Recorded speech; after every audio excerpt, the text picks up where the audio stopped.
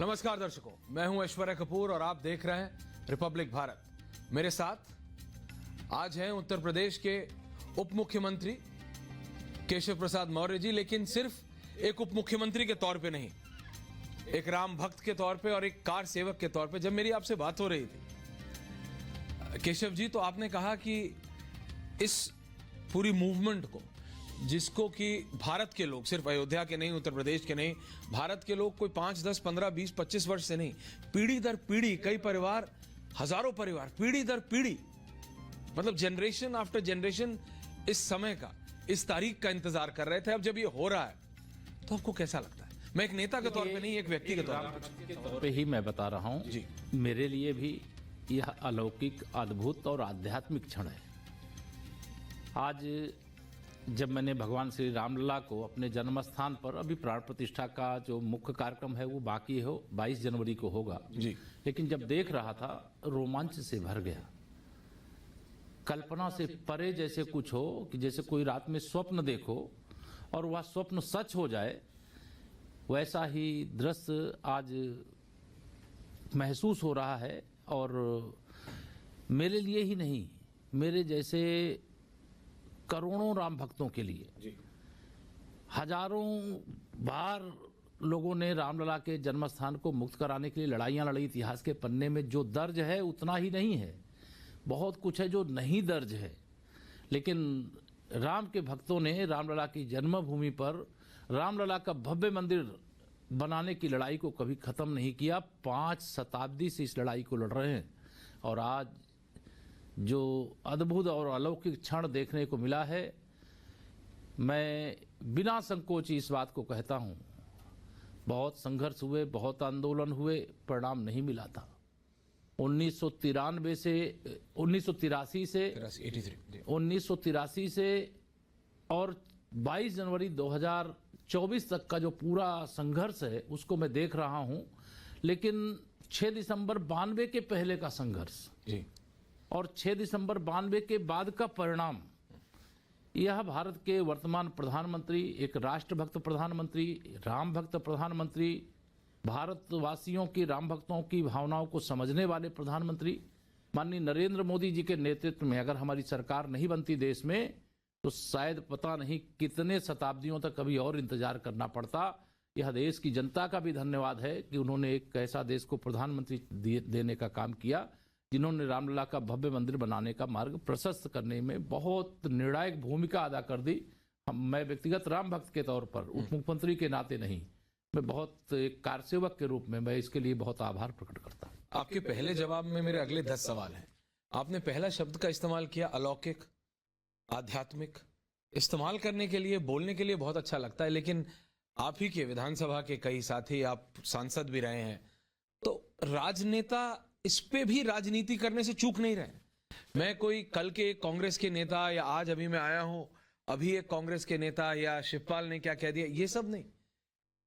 आपने कहा कि मैं एक राम सेवक के तौर पे कह रहा हूं, राम भक्त के तौर पे कह रहा हूं, कार सेवक के तौर पे, लेकिन आप प्रदेश के उप मुख्यमंत्री भी हैं केशव जी। जब इस तरह की राजनीति होते देखते हैं राम मंदिर पे, रामलला पे, जनता में नहीं है, जनता में जो आपने भावना बोली, जिन शब्दों का आपने इस्तेमाल किया, उससे कई ज्यादा है मैं कहूंगा। क्योंकि जो दिल्ली से या बंबई से कोई आता है ना, तो जब वो प्लेन उड़ता है मतलब अयोध्या जी के लिए, तब जय श्री राम से होता है, और जब अयोध्या में लैंड करता है तब जय श्री राम, और जब एयरपोर्ट से बाहर निकलते हैं तब समझ आता है कि रियली असलियत में जनता में क्या फील है। लेकिन राजनेताओं को क्या हो गया, उनको समझ नहीं आ रहा। देखिए, जाकी रही भावना जैसी, प्रभु मूरत देखी तिन तैसी, और जाको प्रभु दारुण दुख दीना, ताकि मति पहले हर लीना। तो मैं दोनों प्रकार से इसको कह सकता हूं। या तो कुछ लोग इस भाव से भगवान श्री रामलला के मंदिर को देख रहे हैं कि जिसमें वोट बैंक तलाशने की कोशिश करते हैं, कोई वोटों का ध्रुवीकरण करने की कोशिश करते हैं, और दूसरा दृष्टिकोण मैं यह मानता हूं कि कुछ लोगों की बुद्धि इसलिए भी फिर गई है कि जो रामद्रोही होते हैं उनकी बुद्धि भगवान स्वयं हर लेते हैं। तो कुछ लोगों की बुद्धि को भगवान ने हर लिया है। फिर भी मैं भगवान के चरणों में प्रार्थना करूंगा कि ऐसे लोगों को भी सद्बुद्धि दें, क्योंकि भगवान श्री रामलला का भव्य मंदिर यह राजनीति का अखाड़ा नहीं है, ये आस्था, श्रद्धा और विश्वास का प्रतीक है। लोगों को मालूम नहीं है। केवल अयोध्या का अक्षत और निमंत्रण पत्र की रामलला का मंदिर बन जाएगा, 22 तारीख के बाद आप आइएगा। ऐसी अनेक घटनाएं हैं जो अक्षत वितरण करने के लिए जा रहे हैं, उनके चरणों में साष्टांग लोग लेट जा रहे हैं, झरझर झर आंसू बह रहे हैं। रामलला के लिए क्या रोमांच है पूरे समाज के अंदर।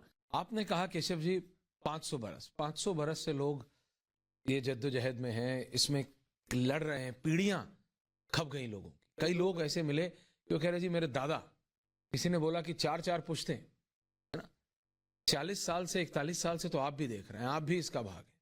अशोक सिंघल जी, कल्याण जी, कई लोगों का नाम आता है कि उन्होंने क्या क्या, कैसे कैसे, कब कब क्या किया। अब जब आप इसके साक्षी बनेंगे, रामलला का जो भव्य मंदिर 22 तारीख को बनने जा रहा है, आपको कैसा फील होता है, महसूस होता है?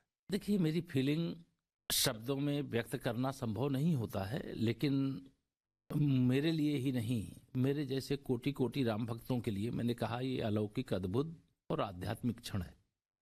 रामलला को रामलला जन्मभूमि में उस स्थान पर जो मान्यता के अनुसार जहां रामलला का जन्म हुआ था, वहां विराजमान होना ये असंभव था। इसे संभव करने का काम श्वेत वस्त्रधारी संत और श्री राम जन्मभूमि आंदोलन के सेनापति पूज्य अशोक सिंघल जी, जो अब का शरीर यहाँ पर उपलब्ध नहीं है, लेकिन वह यह अलौकिक दृश्य निश्चित तौर से दिव्य लोक में बैठ करके, स्वर्ग में बैठ करके वो जरूर देख रहे होंगे। और इस दृश्य को देख करके उनको लग रहा होगा कि मेरा धरती पर जाना सार्थक हो गया। ये बहुत बड़ी बात है इस पूरे आंदोलन में। मैं 30 अक्टूबर 90 आपको बता रहा हूँ, जब उत्तर प्रदेश में श्री मुलायम सिंह यादव जी की अगुवाई में सरकार थी, कार सेवा की हमारे संतों ने घोषणा कर दी थी। देश भर के राम भक्त कार सेवक अयोध्या की ओर कूच कर चुके थे। मुलायम सिंह जी का उस समय बयान था कि अयोध्या में राम भक्त कार सेवक तो क्या, कोई परिंदा भी पर नहीं मार पाएगा।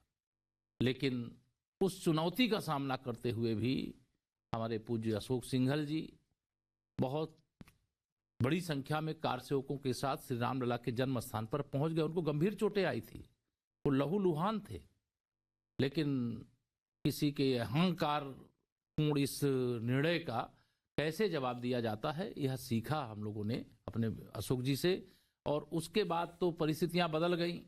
उत्तर प्रदेश में भारतीय जनता पार्टी की सरकार आ गई, आदरणीय कल्याण सिंह जी मुख्यमंत्री बन गए।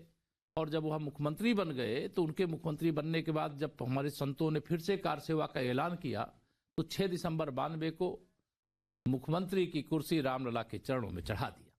लेकिन कार सेवकों को खरोंच भी नहीं आने दिया। मुलायम सिंह जी में और कल्याण सिंह जी में ये अंतर है। समाजवादी पार्टी में, भारतीय जनता पार्टी में ये अंतर है। राम भक्त और रामद्रोही में ये अंतर है। इस अंतर को समझने की जरूरत है और इसके पक्ष में पूरा देश खड़ा हुआ। पूरे देश का जो समर्थन रामलला के जन्मस्थान पर भव्य मंदिर निर्माण के लिए प्राप्त हुआ, वह 1.25 रुपए श्री रामशिला पूजन के साथ, वह श्री रामचरण पादुका लेकर के हम लोग गांव गांव में गए। हमारे हुतात्मा बलिदानी राम भक्तों की अस्थियां लेकर के गांव गांव में हम लोग गए। हम राम पताका, राम प्रसादम लेकर के घर घर गए। और पूरे देश को जगाने में जो मतलब मौका मिला, जिसमें मैं मानता हूं कि भगवान बजरंगबली जी स्वयं प्रकट होकर के राम जी का यह सब काम करा रहे थे। माध्यम कोई भी रहा हो, लेकिन उनका जो उत्साह था, उनका परिश्रम था, जो इस लड़ाई को लड़ करके विजय पताका फहराने का जो अवसर मिला, वह तो हनुमान जी की लीला थी। इसके अतिरिक्त मैं समझता हूं कि हम कहें कि हमने कुछ किया है, किसी और ने किया है, वो लीला भगवान श्री राम की कृपा से है। वो अहंकार जो आपने बात की, आपने उनको राम द्रोही बता दिया। वो कहते हैं हम 22 को नहीं आ रहे तो क्या हम प्रभु श्री राम को नहीं मानते, हम 23 को आ जाएंगे, हम 24 को आ जाएंगे। मेरा ये नहीं कहना है, मेरा ये कहना है कि जो 22 को नहीं आ रहे हैं जी, उनकी गंदी सोच को मैं जानता हूं। उनके राम जन्मभूमि पर मंदिर निर्माण के बाद जो प्राण प्रतिष्ठा समारोह हो रहा है, उससे अलग होने का उनका लक्ष्य क्या है, कौन सा वोट बैंक वो साधने की कोशिश कर रहे हैं, ये मैं समझता हूं। आपको लगता है ये सिर्फ वोट बैंक के लिए? सपा बहादुर श्री अखिलेश यादव जी अपने एक एक करके जो केवल कागजी महासचिव हैं, उनसे राम भक्तों पर गोली चलाने को जायज ठहराने का काम। आप कह रहे हैं कि शिवपाल जी ने जो कहा वो अखिलेश ने कहलाया। बस उसके अलावा देखिए, श्री अखिलेश यादव जी के कहे बिना ये सब रट्टू तोता है, एक भी शब्द बोल नहीं सकते। जो कहा जा रहा है वो बोला जा रहा है, और अगर बोला जा रहा है उसके बाद कोई कार्रवाई नहीं हो रही है, तो इससे श्री अखिलेश यादव जी ये कहें कि मैं अयोध्या जा रहा हूं 22 जनवरी के बाद, इसलिए वो बच जाएंगे। तो प्राण प्रतिष्ठा समारोह 22 जनवरी को होगा। निमंत्रण प्राण प्रतिष्ठा समारोह का दिया गया है। दर्शन तो हर राम भक्त करेगा, आगे करे, करने में किसी को ना रोक थी, ना रोक है, ना कभी रोक होगी। राम जी सबके थे, सबके हैं, सबके रहेंगे, कौन किसको रोक रहा है। लेकिन प्राण प्रतिष्ठा समारोह का निमंत्रण ठुकराना ये राम भक्तों का अपमान है, और राम भक्त इसको बहुत गंभीरता से देख रहे हैं। ये क्या खेल हो रहा है, इस खेल के पीछे की चाल क्या है, इस खेल के पीछे का वोट बैंक की राजनीति क्या है। लेकिन उनको ये नहीं समझ में आ रहा है कि यह भारत है, और भारत में रहीम भी पैदा हुए हैं, रसखान भी पैदा हुए हैं, और अनेक मुस्लिम भी राम भक्त के रूप में इस अवसर को एक आनंद के अवसर के रूप में देख रहे हैं। अखिलेश यादव अकेले नहीं है, आपने उनको सिंगल आउट किया। कांग्रेस पार्टी है, अजीबोगरीब चीजें बातें करती है। उनके कुछ नेता चुपचाप आए, अयोध्या गए, राम जी के द्वार पे गए, राम की पैड़ी पे गए, हनुमान जी के द्वार गए और चुपचाप चले गए। लेकिन उनके नेता क्या करते हैं?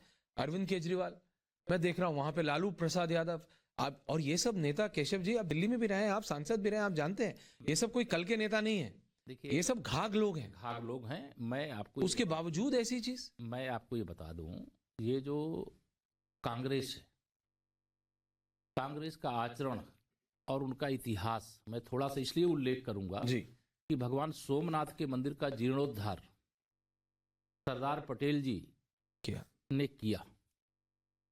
अगर 1947 में पंडित जवाहरलाल नेहरू जी चाहते तो क्या अयोध्या में रामलला के जन्मस्थान की समस्या बनी रहती? नहीं। काशी विश्वनाथ धाम की समस्या बनी रहती, या भगवान श्री कृष्ण के जन्मस्थान की समस्या बनी रहती? कांग्रेस ने पाप किया है, कभी राम भक्त, शिव भक्त, कृष्ण भक्त इनको क्षमा नहीं करेंगे। इन्होंने मेरे भगवान श्री राम को काल्पनिक बताने का शपथ पत्र देश की सर्वोच्च अदालत में दिया हुआ है। राम सेतु को नकारने का काम इन्होंने किया हुआ है, और राम जन्मभूमि पर रामलला के विराजमान होने का जो प्राण प्रतिष्ठा समारोह है उसका निमंत्रण ठुकराने का काम किया है। और फिर कुछ प्रदेश के कुछ नेताओं को सरयू में डुबकी लगाने और अयोध्या दर्शन करने के लिए भेजने का काम किया है। कांग्रेस बड़ी दुविधा में है, और मैं कहता हूं कि दुविधा में दोनों गए, माया मिली ना राम। तो आज कांग्रेस की यह दुर्दशा है, और जिस प्रकार से यह, शायद मैं समझता हूं चाहे कांग्रेस हो चाहे सपा हो, दो दल मुख्य रूप से श्री राम जन्मभूमि पर भव्य मंदिर निर्माण का खुला विरोध करने का काम किए हैं, राम भक्तों के साथ पर अत्याचार करने का काम किए हैं, राम भक्तों की भावनाओं से खिलवाड़ करने का काम किए हैं। बाकी दल जो तुष्टीकरण की राजनीति करते हैं, जो मंदिर निर्माण के इस प्राण प्रतिष्ठा समारोह में आने से इनकार करते हैं, उनके लिए 22 जनवरी को पूरा देश संदेश दे देगा। जब पूरा देश 14 जनवरी से 22 जनवरी तक तो प्रधानमंत्री जी के आह्वान पर स्वच्छता का अभियान चला रहा है 14 जनवरी को, और स्वच्छता का जब अभियान चल रहा है, एक उल्लेख मैं जरूर करना चाहूंगा। हमारे प्रधानमंत्री जी जो कहते हैं वो करते। स्वच्छ भारत स्वस्थ भारत का अगर नारा दिया जी, तो उन्होंने स्वयं झाड़ू लगाया है, स्वयं कूड़ा उठाया है। प्रयागराज के कुंभ की स्वच्छता देख करके वहां सफाई करने वाले कर्मचारियों को कुर्सी पर बैठा करके उनके चरण धोने का काम किया है। याद है 14 जनवरी से 22 जनवरी तक का जब स्वच्छता के अभियान का, तीर्थ स्थलों का, मंदिरों का उन्होंने आह्वान किया, तो स्वयं पोंछा लगाते हुए आपने भी दिखाया है, हमने भी देखा है, देश ने देखा है। लेकिन अभी तो 14 से 22 जनवरी के बीच में जो फर्क है, अभी पूरा देश इस उत्साह में स्वच्छता के अभियान में लगा है। मंदिरों की रंगाई पुताई हो रही है, रंगोली बन रही है। और 22 जनवरी को जब दीपावली देश में भी मनाई जाएगी और दुनिया में भी मनाई जाएगी, तब ये जो विरोध करने वाले हैं इनको पता चलेगा। लेकिन मैं इतना ही कह सकता हूं कि अयोध्या में रामलला के जन्मस्थान पर विराजमान होने के प्राण प्रतिष्ठा समारोह का अवसर 22 जनवरी, यह दोबारा नहीं आएगी। ये वाली 22 जनवरी, प्राण प्रतिष्ठा वाली 22 जनवरी। वो इस पे ये आप पे आरोप लगाते हैं कि आपने इसे बीजेपी का कार्यक्रम कर दिया, इसलिए वो नहीं आ रहे। वो कहते हैं कि देखिए हम राजनीति नहीं कर रहे, लेकिन ये विडंबना है कि प्रभु श्री राम के साथ हमेशा राजनीति होती रही। आप उनका तो एक एक जीवन का एक एक क्षण जो हमने पढ़ा है, जो देखा है, जो समझा है, वो अपने आप में एक लर्निंग है, एक एक क्षण प्रभु श्री राम के जीवन का। लेकिन ये भी है, राजनीति नहीं होनी चाहिए प्रभु श्री राम के साथ, लेकिन वो हर बार होती है। राजनीति जो लोग करते हैं वह वोट बैंक की करते वो ये आरोप आप पे लगाते हैं कि आप कर रहे हैं। हैं। ना ना, हम अगर राजनीति करते जी, तो अगर उनको ट्रस्ट के द्वारा निमंत्रण जा रहा था तो हम विरोध करते। हम काहे को विरोध करने लगे? उनको निमंत्रण गया, वो आते तो हम उत्तर प्रदेश में सरकार में हैं, हम उनका भी स्वागत करते कि आओ भैया, आप भी आओ, स्वागत है आपका एक राम भक्त के रूप में। लेकिन वह सिद्ध करना चाहते हैं कि हम राम भक्त नहीं हैं, हम राम भक्तों के साथ नहीं हैं, हम राम लला के जन्म स्थान पर जो मंदिर बन रहा है उस प्राण प्रतिष्ठा समारोह के साथ नहीं अफोर्ड केशव जी, क्या भारत में, हिंदुस्तान में रह के प्रभु श्री राम का विरोध, ये राजनेता अगले कुछ दिनों में, महीनों में, हफ्तों में, मुझे समय नहीं पता, इलेक्शन आ रहे हैं, आपको ही पता है, जनरल इलेक्शंस, हाथ जोड़े सब खड़े होंगे जनता के साथ, क्या वो उस जनता के सामने जा पाएंगे? देखिए, चुनावी हिंदू और चुनावी राम भक्त में बड़ा फर्क होता है। और इस देश को सौभाग्य से, देखिए मुझे ये कहना नहीं चाहिए लेकिन मैं कह रहा हूं, एक पिछड़ी जाति से आने वाला जब देश को प्रधानमंत्री मिला तो रामलला का प्राण प्रतिष्ठा समारोह हो रहा है। कल्याण सिंह जी बाबूजी वो भी पिछड़ी जाति से आते थे। जब वह मुख्यमंत्री थे तो रामलला के जन्मभूमि पर खड़ा कलंकित ढांचा ढह गया था। श्रद्धेय सरदार पटेल जी की अगुवाई में भगवान सोमनाथ के मंदिर का जीर्णोद्धार हो गया, बाबा विश्वनाथ जी का धाम बन गया, भगवान महाकाल लोक बन गया। मतलब अविरल गंगा और निर्मल गंगा का प्रवाह देश ने देखा है, आपने भी देखा है। हमारे तमाम देश और दुनिया के जो पत्रकार साथी प्रयागराज के कुंभ में आए थे, गंदगी नहीं खोज पाए, कमी नहीं खोज पाए। क्यों नहीं खोज पाए? क्या कारण था? इसलिए कि जब आपकी भावना अच्छी होगी, सच्ची होगी, तब उसके परिणाम अच्छे होंगे। और आज यह जो वातावरण बना हुआ है, उस वातावरण का एकमात्र कारण है, देखिए हमने आदरणीय प्रधानमंत्री जी के, मैं आपके साथ शेयर कर ले रहा हूं, जो अयोध्या को आप दिव्य और भव्य रूप में देख रहे हैं, ये माननीय प्रधानमंत्री जी ने एक एक बातें बताई हम लोगों को कि अब ऐसा करो, ऐसा करो, ऐसा करो। राम जन्मभूमि तीर्थ क्षेत्र ट्रस्ट जो कर रहा है वो उनका मंदिर का परिसर जो है वो एरिया है, लेकिन अयोध्या को भव्य और दिव्य बनाने का एक एक आदेश, एक एक निर्देश यह माननीय प्रधानमंत्री जी ने दिया। भगवान महर्षि वाल्मीकि जी के नाम पर अयोध्या का एयरपोर्ट बन गया, अयोध्या धाम जंक्शन बन गया, फैजाबाद का नाम बदल करके अयोध्या हो गया। लोगों को अभी भी विश्वास नहीं हो रहा है कि ये सब हो गया। नहीं, विश्वास नहीं हो रहा है, वो हो लोगों को, ये हम लोग चाहते हैं, लेकिन ये हुआ है। और जब वो लैंड करते हैं, मैं आपको बता रहा हूँ, जब दिल्ली से मैं मतलब अयोध्या की फ्लाइट में गया, उसके बाद मैं लखनऊ आया, तो वहां पे कनाडा से महिलाएं आई हुई थी, 50 बरस से ऊपर की लगी, 17-18 का एक ग्रुप था, यूके से आए हुए थे 7-8 का अलग ग्रुप था। वो लोग ये बिलीव नहीं कर पा रहे थे, और वो 30-30, 35-35, 40-40 साल से बाहर रह रहे हैं, है ना, भारतीय मूल के बाहर रह रहे हैं।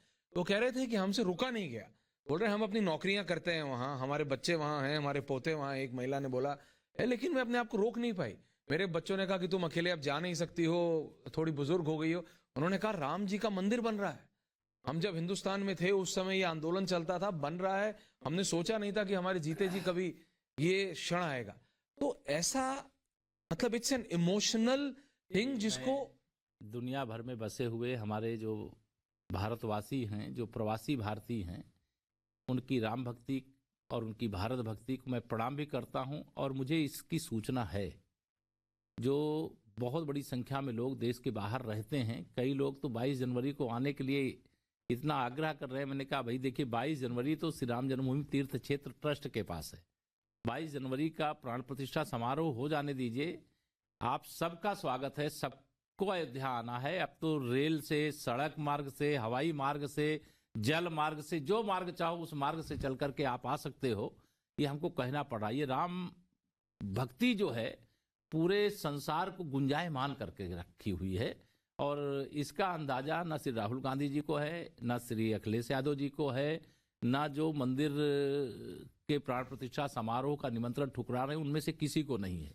यह राम तो प्रभु श्री राम केशव जी से भारत में नहीं, आप इंडोनेशिया जाइए, आप थाईलैंड जाइए, आप चाइना जाइए, आप ऊपर अफगानिस्तान की गुफाओं में प्रभु श्री राम के पत्थर पे बने हुए मिलते हैं। साउथ अमेरिका में, साउथ अमेरिका में हनुमान जी का मंकी गॉड के नाम से वहां पे पूजा जाता है। अलग अलग नाम है। मतलब इंडोनेशिया सबसे बड़ा मुस्लिम देश, वहां का नेशनल ब्रॉडकास्टर 24/7 24 घंटे मतलब हफ्ते में 7 दिन 365 दिन रामायण चलती है। वहां के थाईलैंड में राजाओं का नाम Rama the 5th, Rama the 6th। आपको कभी अवसर मिले श्री राहुल गांधी जी से बात करने का, उनको बता दीजिएगा, श्री अखिलेश यादव वो अर्नब के चैनल से बात नहीं करते हैं, तो उनको बता दीजिएगा। उनको मैंने कहा कि राम की शक्ति का ना भान है ना उनको कुछ अनुमान है, वो केवल रामलला का मंदिर बनने से परेशान है।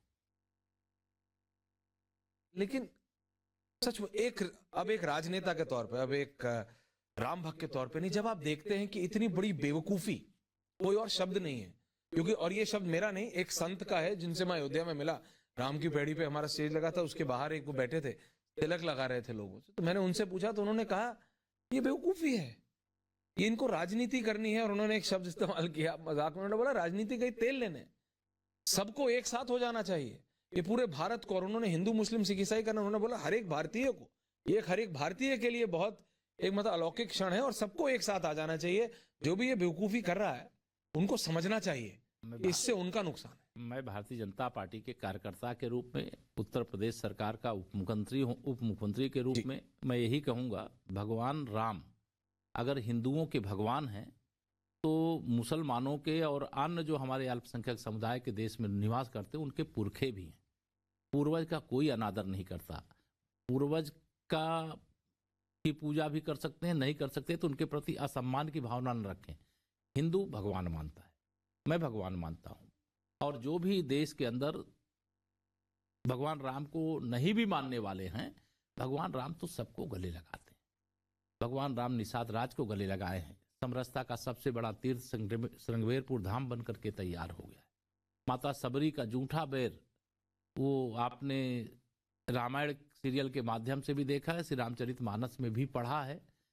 तो माता सबरी और कहाँ उन भगवान श्री राम की और सुग्रीव जी की मित्रता, कैसे हनुमान जी का और राम जी का मिलन, और कैसे हनुमान जी की राम भक्ति। हम लोग तो रोज सुबह से लेकर शाम तक ये पढ़ते रहते हैं, और जो पढ़ते हैं, सुनते हैं, समझते हैं, उसके आधार पर यही कहते हैं कि राम राम भी हैं, भगवान भी हैं, राम राष्ट्र भी हैं। रामलला का मंदिर रामलला का भी मंदिर है, रामलला का मंदिर राष्ट्र का भी मंदिर है, रामलला का मंदिर राष्ट्रीय एकता का भी मंदिर है, रामलला का मंदिर समरसता का भी मंदिर है। दुनिया के अंदर, मैं पूरे दावे से देश के अंदर तो कोई दूसरा हिंदुओं का भी कोई धर्मस्थल ऐसा नहीं होगा जिसमें इतने अधिक लोगों के योगदान से इस प्रकार का मंदिर बन रहा है। किसी दूसरे धर्म के लोगों का भी कोई धर्मस्थल इतने अधिक लोगों के योगदान से नहीं बन रहा होगा। इसमें छोटा से छोटा, जैसे आप कह रहे हैं कि छोटी अवस्था में देश से बाहर गए, उनको लगा था कि हम कभी सोचे नहीं थे कि हमारे जीवन काल में रामलला का मंदिर बन जाए। उनके शब्द हमने भी नहीं सोचा था कि जैसे स्वप्न साकार हो गया। जो जिस बात की लड़ाई लड़े थे कि सौगंध राम की खाए हैं, मंदिर भव्य बनाएंगे, मंदिर वहीं बनाएंगे, ये विरोधी मजाक उड़ाते थे हम लोगों का। कहते थे ये मंदिर वहीं बनाएंगे, मंदिर भव्य बनाएंगे, लेकिन तारीख नहीं बताएंगे। आज मजाक किसका उड़ रहा है? जी देखिए, जो जस करे सो तस फल चाखा, हुई है सोई जो राम रचि राखा। जय श्री राम केशव जी। और ये मैंने सीखा, मतलब अयोध्या में आजकल कोई हाय हेलो नहीं बोलता है, कोई किसी को तो बोलता है जय श्री राम, तो वहां से जवाब आता है जय जय श्री राम। जय जय श्री राम।